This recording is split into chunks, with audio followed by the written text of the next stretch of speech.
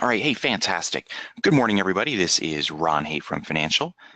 Hope your week is going great, and it's TGIF, right? Before I go any further, I always must show a disclaimer if there's any presentation I am in. Nothing in this presentation shall constitute a recommendation to buy or sell any security. Trading stocks and options involves risk, and specific financial issues should always be addressed with your financial advisor. Past performance is no guarantee of future performance. We're going to have some fun today. It's going to be interactive. There's no PowerPoint deck. We're going to be looking at basically almost live data, if you will, right off the financial website. There are going to be times when I can say you can do this, we could do that. It's all from a paper trading perspective. It's all so we can learn. I'm not a licensed financial advisor, don't want to be one, so I cannot tell you what to do. So the lawyers will be happy I have disclaimed that you know what out of this. So let's go have some fun. What I want to talk to you today about is something that the institutions have and can use on a daily basis.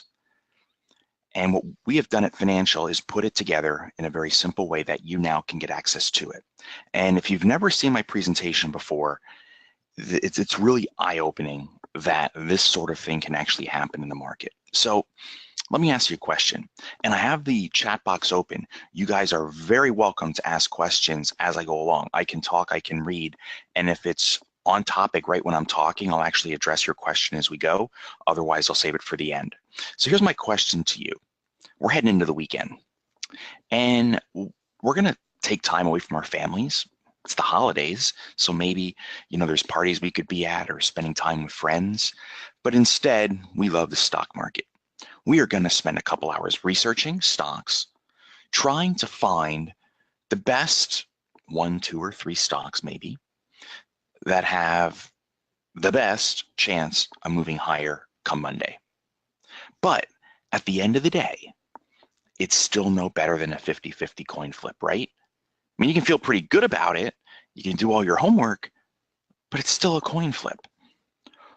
What if I could show you hard core data, proven data that suggests otherwise, that actually can give you a tremendous edge walking into the next trading day? So here's what we're going to do. When we go to financial.com, we can just type in any stock symbol. Let's just type in the spiders. You just hit enter. And this is what we're going to do next.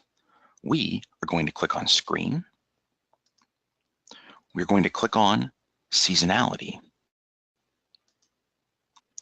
And we are going to scroll down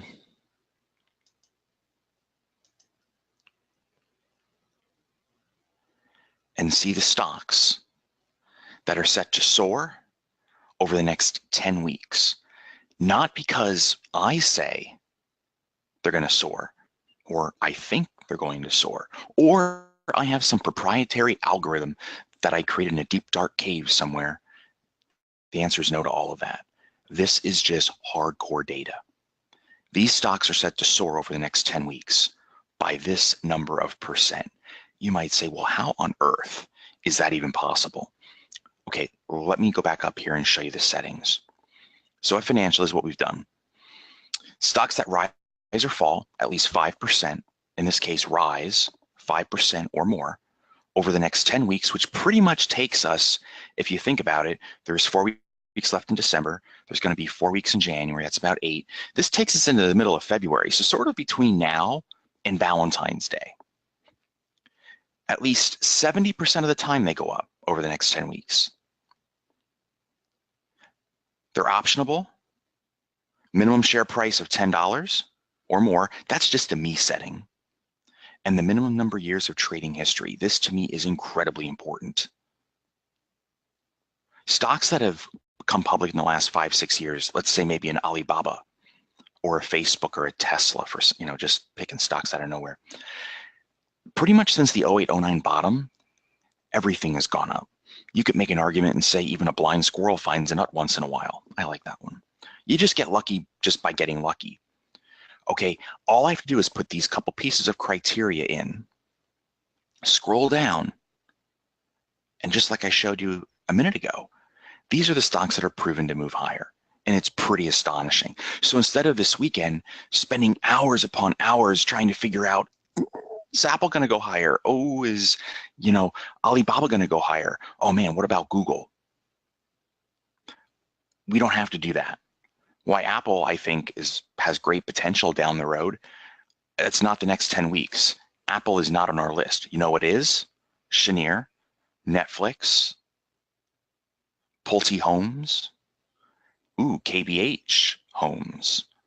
This is where I want to start my trade idea process. And what we're going to do here is we're actually going to go over trade ideas. We're going to talk about targets. We're going to talk about exits. And then what I'd love for you to do is take some of these trade ideas, go put them in a paper trading account and see how they work for you. Because what I need to do first is set the stage, because some of you guys may have heard of seasonality. Some of you guys may not. I was recently at the Vegas Money Show in November and just talking to some random folks, and they're like, hey, what do you do? We have a chat, and I'm like, oh, seasonality. And someone said, oh man, that crap never works. And I said, really? I said, because the data suggests otherwise. And he's like, well, how does it work? He never had a good experience with it. And I said, listen, the only way seasonality can work is if big money is there pushing it around. If all of us here today, and maybe some of you guys do have tremendously large portfolios, but let's just assume we're the average retail trader. Even if all of us at this wonderful event today that Renee's putting on all tried to buy Netflix right now, would we even make it to the ticker of CNBC? Maybe not, right? Maybe one time for a split second. So how can Netflix go up on average 23% over the next 10 weeks, at least 70% of the time, if the big money's coming in and they're pushing it? That's how. The big money has to layer their positions over days and weeks and then get out over days and weeks. Otherwise, they're bidding against themselves. So to see these stocks have these kind of tremendous track records is astonishing. I know it may be hard to believe. Maybe you heard seasonality called something else and you didn't even know. What about sector rotation? They talk about money coming out of, for example, semis at certain times of the year, and then it's moving into biotechs, or it swings into retail, and then the metals, and then the banks, In fact, I was just watching CNBC the other day, which I rarely do, but it just happened to be, and they talked about, oh, there's a rotation going on. And I almost want to pick up the phone and say, oh, you mean seasonality? You don't want to make it sound so simple. Big funds buy the same stocks year over year. And if you don't believe it, one of our team members was on a hedge fund, even had to sign an NDA not to reveal their name. And yes, believe it or not, life really is that simple. They're not going to always buy the same stock, but it's uncanny how they do it, seemingly the majority of the time. Once one starts piling in, then others. Then stocks go on technical buy signals. Then everybody else piles on. So one thing, though, you and I as a retail trader has as an advantage, we can be very surgical in our approach. Why these guys take days and weeks to build a position, I could get in today and get out tomorrow. I could get in today and get out January 10th. I can do almost whatever I want when I want because I'm a smaller trader. And that's what we're going to key on today. All right. What I want to show you now is a stock that I use to set the stage. And then we're going to go look at trading ideas. And I'm going to ask you a question. If you know the answer, and you've heard me before, please do not comment, because we're going to put this in the question box. And I'm assuming most of you guys can see the questions. I'm not sure. We're at the weekend. Holiday parties are probably abound. Here's my question. When do you think the best and worst time to own Walt Disney stock is? Take a gander. Take a guess. When is the best or worst time? Give me the best. Give me the worst. Is owning Disney stock right now the best time of the year? Or is owning Disney stock in the summer when the kids are out of school, the theme parks are jammed, and as parents, you're literally just pulling out your hair, if you have any left, which I almost don't anymore? Is it always around dividends? Or is it maybe when the kids go back to school?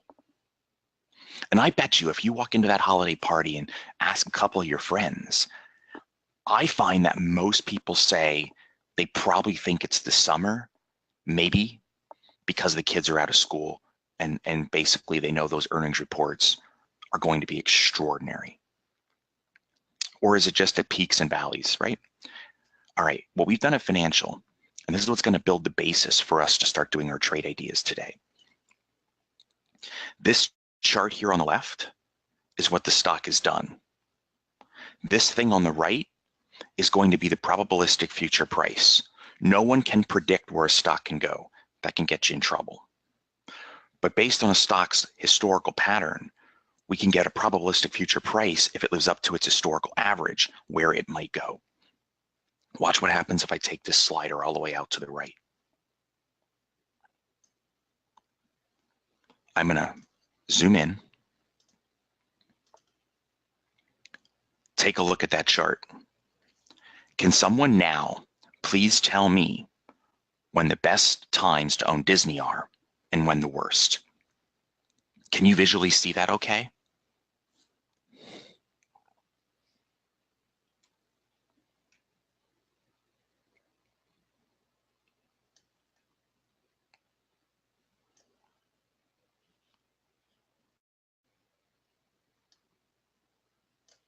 Check this out.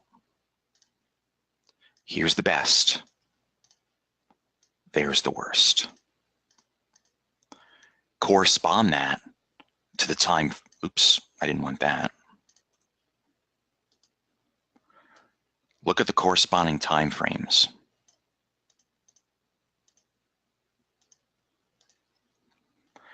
Literally starting right now. It actually happened 2 weeks ago, 3 weeks ago. We're actually in December. It happened the end of October. Man, time is flying. Okay, gang.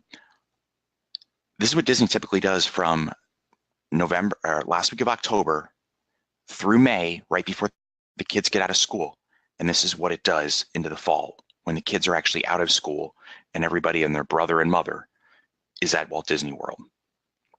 For these types of lines to occur, those dramatic ups and downs, is truly extraordinary, because there must be so many layers of data that add up to the same thing to get that kind of line, steep up or down. So I'm going to make this back smaller. I want to scroll down now. Look at this. Oops. I'm going to move this back to, let's say, 12 weeks. This is for the next 3 months now. Over the next 12 weeks, Disney has, on average, historically risen by 10.5% based on the 45 years of being publicly traded. Disney has risen higher in 37 of those 45 years. Watch what happens if I go to 16 weeks, or 15, or 17, or 18. How about 18 weeks? Disney goes up by 14.1%, 36 of 45 years, 80% accuracy rate. Let me ask you a question. This is going to be a little silly or a little corny. When's the last time you walked into a trade idea and said, you know, between now and April, I feel 80% confident that my stock is going to trend higher by, let's say, 14.1%? I would argue never. We walk into Monday or the next trading day, we're crossing our fingers, crossing our legs, anything else we can cross and say, oh, I did so much homework. It looks like we got bullish engulfing candles. It looks like we're above the Ichimoku cloud, not the rash. Everything looks, but it's still a coin flip. Using the stock's own historical record, it's not a coin flip. We don't have to be guessing like that so much. So that means 36 out of 45 years, buyers came in. Some folks said, well, wait a minute, hold your horses. ESPN's bad. Disney's just doing terrible. Okay, you ready for this one? We're going to do Disney. We're going to use Thinkorswim for this. We're going to do 2 years worth of data. And I'm going to show you a year ago. This is a year ago. All Disney did was come down. Now, is Disney a great company? You might argue that it is. Did Disney already have Star Wars? It did. Theme parks, of course. but it just kept coming lower. And I was in a webinar a year ago, because financial, by the way, is only a year old. And I said to the folks, hey, Disney all of a sudden the last week of October gets really bullish. And it frankly stays that way until basically May and June. And then it tops out and it goes lower. But somebody said, you know, they're laying off people at ESPN. It's just not working well. Man, I just don't think this thing can go higher. Now, one thing about seasonality is, oh, by the way, are there any engineers here? It's okay, you can admit to it. Are there any scientists? Folks that are just black and white type people? They just want data. They just want raw data. They don't give a crap about what anybody else thinks. I'm one of those people. Now, I do care what my friends think, but when it comes to a stock, I don't watch CNBC. I don't listen to Fox, Business News, none of that stuff. Seasonality is just hard data. You can do all the seasonality homework on your own, but you might get through one or two stocks this weekend, whereas financial can do the whole market. So here we go. There's October, and all I said to the folks are, watch for the big fish to return. Watch and see if the big piggies come back to the trough and they start eating. The elephants out in the pasture. Anything, watch the volume is the one place they can't hide. And there it goes. But then someone said, wait a minute, earnings is coming up. Earnings are supposed to be crapshoots, right? I mean, we're not supposed to know what the stock's going to do. If we do, we go to jail. Unless we're in Congress, of course, then it's legal. But for the rest of us, we're not supposed to know. All of a sudden, there's the earnings gap a year ago. Look at the volume. They were buying in front of the report. They bought on the report date. And what did Disney do? Disney goes on an epic run from the low 90s, and finally on April 10th, we stopped ourselves out on a paper trade. It's always paper. I can't tell you what to do at 110.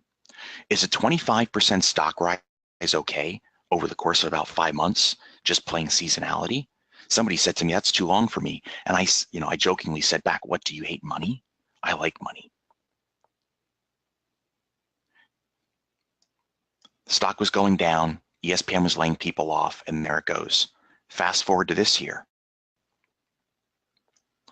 Look it, May was the peak, down it goes. Folks said to me in our sessions, Ron, we know you're a big Disney person in October and November, but look at Disney in July. There's all this good news. It's running up ahead of its report. The data says it doesn't do well. What happens? Stock gap's down. No one was trapped. All we're doing is sitting back and saying, we're not being bullish on Disney over the summer. We will in the fall. We will again here. There goes Disney. There was the volume. There was the break of the trend line. There was the break of an institutional moving average, which is the 50-day. By the way, my orange line is the 50-day SMA. That's a big one with Disney. It breaks above it. There's the earnings gap higher. It comes back and then it moves higher. Even if you waited for the earnings gap, from there to here, that was over 80% at one point. From here to here is triple digits. It just keeps playing out from a majority perspective year over year. So what we do as traders, and what I want to teach you today, we can use the seasonality screener to garner trade ideas, understand the concept of seasonality.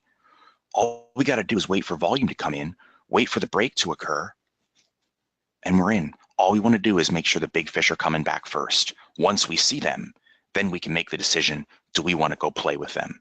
And then up we go. And all I do is use a red line for a trailing stop, and I'll explain what that is. So let me just take a snapshot here because I want to teach you this. Oh, because I'm not sure if you're going to see my message in the chat box. Actually, let me do this. I'm going to use last year because this is going to be more helpful. One of the biggest challenges that we have as traders is knowing when to sell, right? I think we've all been there and we all got that. This is going to be a paper trading example. Exit system. When we find a seasonally bullish stock, whether you find it on your own or whether you use our screener to find it, which can save you a tremendous amount of time. I like buying in multiple lots. When I first began to trade, and I heard about long calls. And someone said to me, oh, long calls, the reward is unlimited. It's infinity. I perked up like there was no tomorrow. I saw rainbows. I saw leprechauns riding unicorns. It was the greatest thing ever because I wanted to make as much as I could. I wanted to find out what infinity meant. And then, of course, you get your butt handed to you. And I would buy one long call. I always sell too early. And what I found is this is incredibly helpful. It's very, very simple. It's not proprietary. It's just something that I love to teach. Let's say we buy 3 long calls when we find a stock that is seasonally bullish. And we could use Disney in this example. The first long call is sold for a 20% gain. The second long call is sold for 100% gain. That might sound pretty aggressive, but whenever you can get a triple-digit gain on an option, if you've been trading long enough, you know that's pretty extraordinary. It doesn't happen all the time. So when we get it, we want to take it off. Now, if I'm using a 3 long call tranche, if you will, by taking the first and the second one off, I'm cutting down my risk in the whole trade. And frankly, I could apply this to any options trading strategy, directional, calls or puts, but we'll use calls here. The first one's off at 20%, second one's off at 100. The third one is risk-free now. You've doubled your money on the second one, and the first one you made money on. So what are we going to do with that third long call? We are going to oink like there is no tomorrow. We are going to squeal. We are going to look around the house. We're going to go in the bathroom, lock the door, and we're going to oink in the mirror because you know you want to do it. We all wanted to do it. We all want to see how much we can possibly make. Could this be the one that buys us that insert whatever you need, that car? Is this the one that really makes a difference in our portfolio this year? And if we only buy one long call, for example, greed and fear is a constant battle with these two, gremlins on our shoulder. One says buy, one says sell, one says, I've been here before. Oh, dear God, I do not want to lose money. I made 10% in a day. Get me out, right? We've all had those emotions. This, I think, solves it for us. And what is the trailing stop? The 20-day EMA. So Caesar, you were right on point. The 20-day EMA. That is, on my screen, the red line. Now, the 20-day EMA can be found on any brokerage platform. You don't have to pay for it, whether it's Thinkorswim, whether it's TradeStation, Y charts, stock charts, wherever you go. This is all, and this can all be on an end-of-day basis. This is not something where I need to be glued to my computer screen. I love trading, don't get me wrong, but I really don't want to watch the market all day long. I'd rather go pet my cat or go for a walk or go meet my buddies for lunch, do something, go visit my family. So it's all end of day. So what happened over here when Disney started running higher?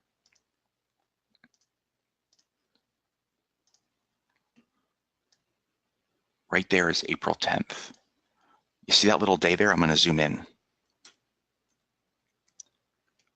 Just see that right there? It just dipped below the red line.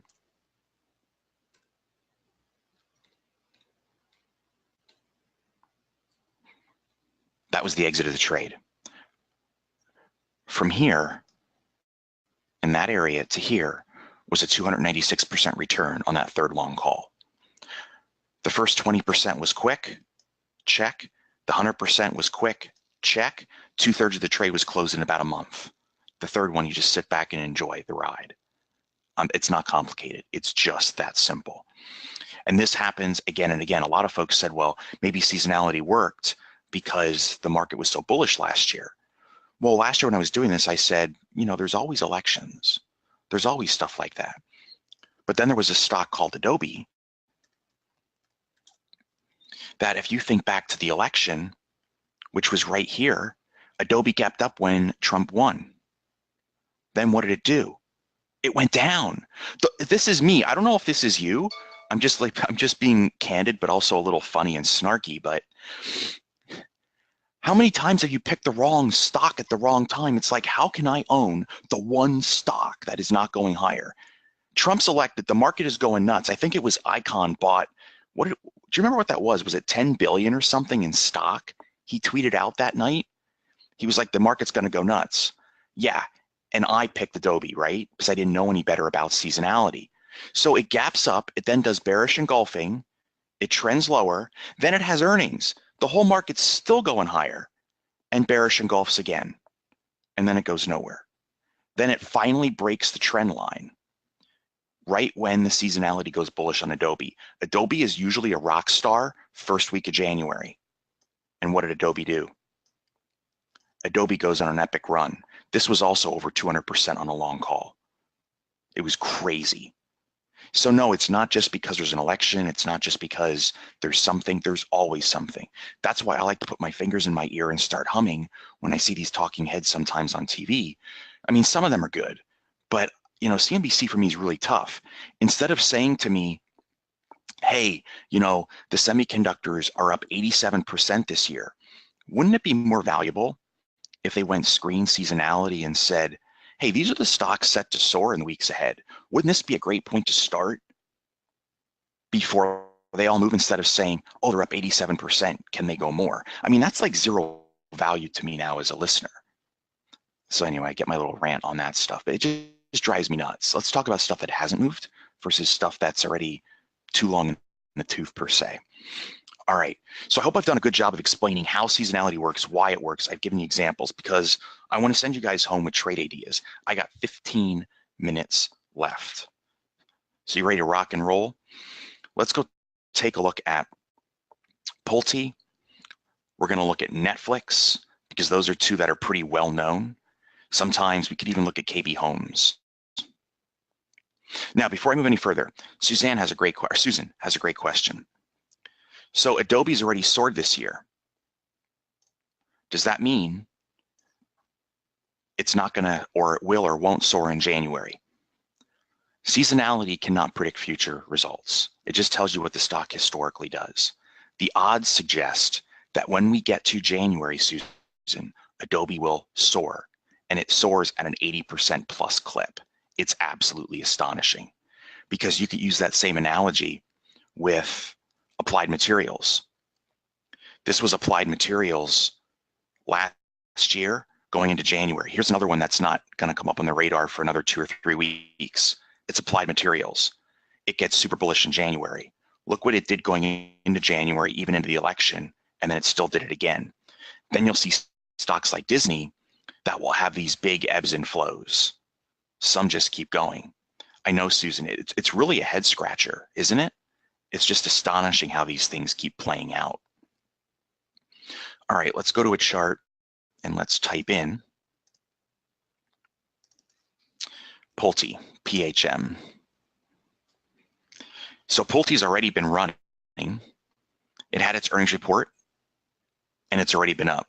Pulte's been in the home builders like KBH and Toll Brothers. All these stocks have been on the seasonality screener now for over a month. They've already run 10, 15%. So now that you see Pulte, could I still trade Pulte? Well, yeah, let's go look at the data. So if I go search seasonality, hang on, PHM, let's go out 10 weeks and let's see what the track record is.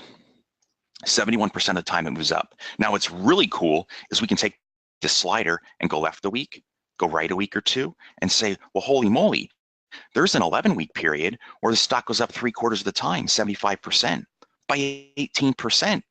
That's from this week yet. So even though we go to a chart and we see Pulte already running, and our members, we highlighted all these home builder stocks a month ago, and they're running, we could still consider getting long. Now, where would the stop be? The red line. The 20-day EMA is an exponential moving average. That means its most heaviest weighting is to the current day. We do care what happened 20 days ago, but we don't care as much as what happened yesterday. So it's front weighted. So if I wanted to get in Pulte Homes and trade something seasonal, whether you find it on your own or use our software, is we can use the red line, the 20-day EMA. And if it gets below there, we stop ourselves out of the entire position. So if I go to trade and I type in PHM, now here's the time frame. Whatever window you're looking, maybe you're going to look out 16 weeks, 4 months. I'll just use Susan as an example. Maybe Susan only wants to go out 12 weeks, which is 3 months. Whatever time frame you look at, I like to add 30 days to that window so I can try to avoid the crucial time decay crush. Time decay is its most notable on options inside the final 30 days. And then it just gets faster and faster and faster. So if I go back to the screener and we're looking at 11 weeks, let's just say that's 3 months, that's 90 days. I want to add a month to that. So it's 90 plus a month. That's 120 days. And then I just pick the closest expiration, and that's going to be April. So if I wanted to trade a call on Pulte Homes right now, I would just go at the money. And this one costs $2.63. So for 263 bucks, I could buy 1 long call. If I want to buy 3, it's going to cost about 800 bucks. To me, that's not insanely expensive. It's a lot of money, but it's not crazy.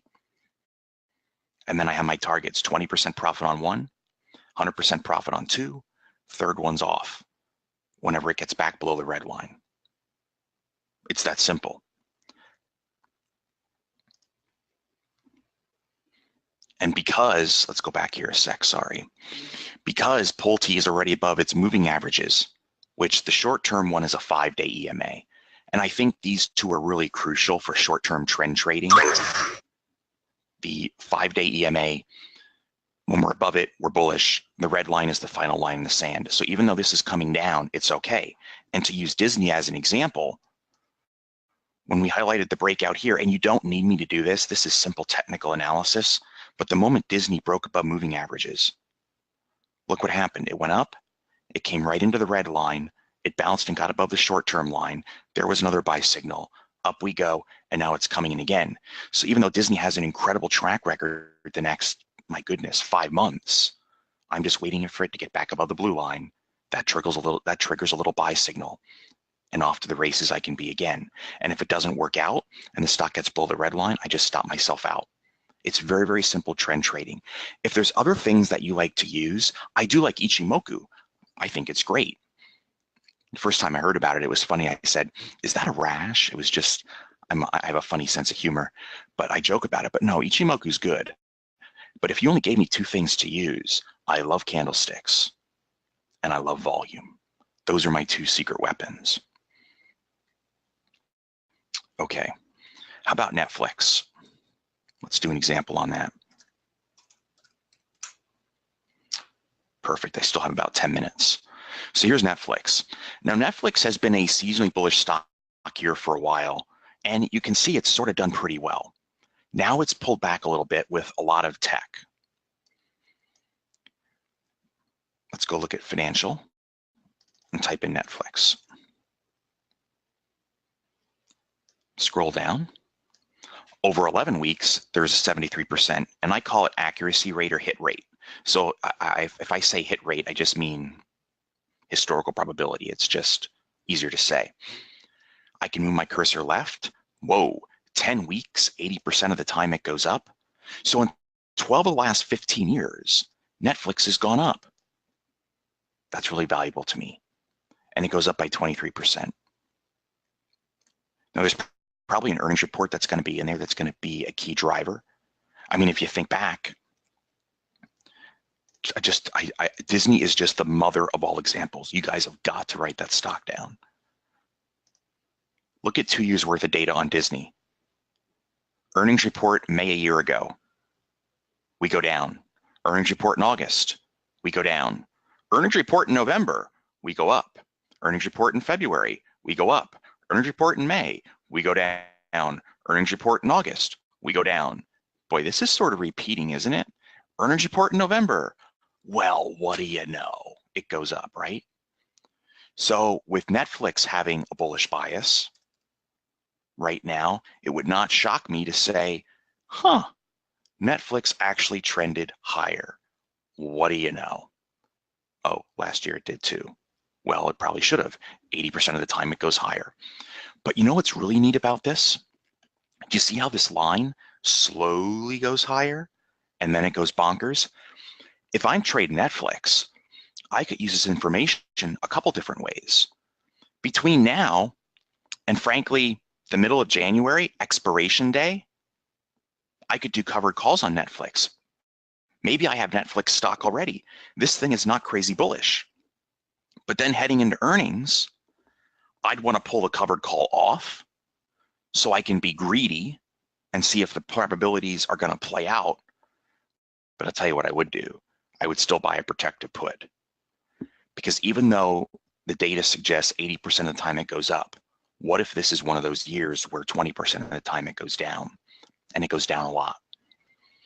So I can use the seasonality data to be selectively aggressive when the probabilities align, but also be selectively conservative when there's no major bias either way. Because over the next couple weeks, if you look at what you see on the screen, there's only a historical probability 53% of the time the stock goes up by 2% over the next 2 weeks. That's 50-50. Even I can do that on my own. So covered calls, covered calls, covered calls, and then position myself to be really bullish. Again, I'm going to use Disney. What if you're a Disney shareholder and you can't afford to sell the stock because of tax consequences? I am not a tax advisor. I can't tell you what to do. But here's when I would try to be aggressively bullish, and here is when I would be conservative. I'd be thinking about covered calls near the money, or at least using covered calls. Over here, if I wanted to use covered calls, man, they'd have to be way out of the money because the stock is so bullish. So knowing that on Netflix, and look at a 52-week chart of Netflix, covered calls now, but then I get bullish. Then it peaks out, it plateaus, covered calls, then it goes bullish. You sort of see what I'm getting at? So if I wanted to trade Netflix right now, what I would consider doing is, zoom this over, I'd actually think about bull puts and make sure they expire before the earnings report. Or I'd think about covered calls. That's how I'd play Netflix right now. Really quickly, I have a question. This is going to be a quick confessional. Who here likes credit spreads? Come on, it's okay to say it publicly. You know who you are, you people. I'm one of those peeps. So we got Susan, got Dennis, Peter, Sushma, Cesar all the time. I love it. Bert, thank you. I love credit spreads. What is one of the most fantastic things about credit spreads?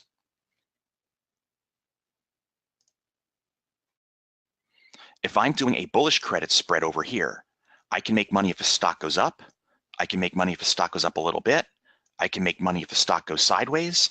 I can even make money if the stock goes down a little bit. So if I did a bull put over here on Disney a year ago, I had multiple ways to win, and I'm layering on seasonality. Wait a minute. I'm getting a multi-directional trade strategy that I can use, and I'm going to use a stock that goes up 80% of the time. That sounds like a perfect match made in stock heaven. We come over here now, we go to Disney, it breaks out. So if I don't want to get aggressive and buy long calls, if I don't want to put out the capital and buy long stock, how about I just start doing bull puts down here? You get the idea? Can you imagine the power of going screen seasonality for your next set of bull put candidates, and you said, hey, I want to look out the next 5 weeks to do January bull puts. And this is the list of stocks you start working with. So instead of wondering, geez, how does Apple trend over the next 6 weeks? I wonder if a bull put would be a good idea. I would tell you to consider, how about you quick do a screen and say, maybe all these are the ones I want to do, consider doing bull puts on in a paper trading account. And by the way, if you want to know what Apple does over the next 6 weeks,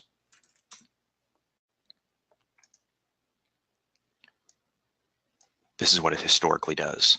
Over the next 6 weeks, Apple has on average historically risen only 4.4%. in 23 of 36 years. Gang, it only goes up 63% of the time. I love Apple. I know there's a lot of Apple people out there. I got to tell you something. I like money way more. I'd rather be trading stocks that have better track records right now and go trade Apple later. There's a time and place for everything. And my goal as a trader is to maximize the use of my money. So no, I don't want to be bullish on Apple right now. I'd way rather be bullish on Disney, because Disney goes up 70 to 80% of the time. Does that make sense? Okay. So I wanted to give you a couple trade ideas. I think bull puts on Netflix could be very interesting. I think long calls on Pulte could be interesting. I've shown you the entire screen list of what's moving, whether it's 5 or 10 weeks from now, that you can even write down some of your own. Renee has been kind enough to, she's going to drop a link in here. Renee asked that I put something special together for the listeners. So what I've done in my last 4 minutes here is I've put together a completely free, there is no strings attached, free trial. It's 14 days and the subscription self-destructs. It's like Mission Impossible. There's nothing to cancel. There's no credit card required. All I need is your first name and your email address. It's that simple. And the page is going to look like this. First name, email, click the button. We're going to email you login credentials, and next week we're going to have a demo together, and I'll spend a whole hour going over everything, because I didn't even get into our proprietary stock score indicator, which if you use it on Apple, there's only been one sell day in Apple the entire year. Ask if so. The stock score histogram, we actually take into account fundamental analysis, technical analysis, sentiment-based analysis, and we layer in seasonality. Now, stock score is proprietary to us. But if you were a hedge fund, my guess is you didn't buy Apple at 116 and you're still holding it at 170, because that's 54 bucks or a 46% return in the last year. I mean, hedge funds are blowing up. And just following stock score, green means bullish, red means bearish. That was pretty simple. So Renee's putting that in there. You can take a free trial. We'll have a 1-hour session. We'll go over all of this next week. But over the weekend, you guys can play around for free. I have about 3 minutes yet. If you guys want to type in your individual stock and you want to see what they do over the coming, let's just say 12 weeks, I can quickly type them in for you. But if you have questions, let me know. I hope I didn't go too fast. I hope I did an okay job that you guys could follow along. My goal was to explain why seasonality works. It's because the big money creates it. They're the ones that push these stocks all over. So here's Home Depot. Over the next 12 weeks, it goes up 66% of the time. If I were to go out 26 weeks on Home Depot, it actually starts its move in February. So get ready. You'll see it starts having a 75% track record. So that's Home Depot. Let's do rapid fire, sort of like what Kramer does. By the way, gold, FYI, gold is still bearish. All of our members at Financial know this. You do not get bearish, you do not get bullish in gold from September to December. At the end of December, that's when it starts going nuts and the probabilities get up into the 70s. So gold has a dip yet and then it runs. Caterpillar. I can even go out 16 weeks. So Caterpillar goes up a little bit, 60% of the time, then it dips, but then it goes up again. So having this information, it's like, hey, why did my stock all of a sudden start going down? Like maybe the seasonality wasn't that bullish. You may want to check that. So yes, you can use it on ETFs too. You want to look at Alcoa? Sure. Alcoa just is slow and sleepy. You can just see how the numbers change. It's like a 60%er. Mylan is showing a dip, but then it starts going on a run. But even though it goes on a run, it's only in the 50 percentile range. You want to look at Southwestern. I'm assuming that's Southwestern Energy, SWN. That's basically just a flatliner. It doesn't seem to do a whole lot. You want to look at CNQ. It's Canadian Natural. So over the next 16 weeks, this stock goes up 82% of the time. You can actually see the dips, the pops, the drops, if there are any, and so forth. All right, so I'm at 11:15. I want to respect the time and keep everybody on schedule. Renee, thank you so much for having me in. I really appreciate it. It's always great to be here. Your folks are always awesome when we're conversing in chat rooms and stuff. So thank you. Thank everybody for being here. Renee's put together an amazing list of speakers. I know some of these guys personally as well. So you're going to get a ton of great information. Renee put the link in there for the free trial. Again, there's no credit card required.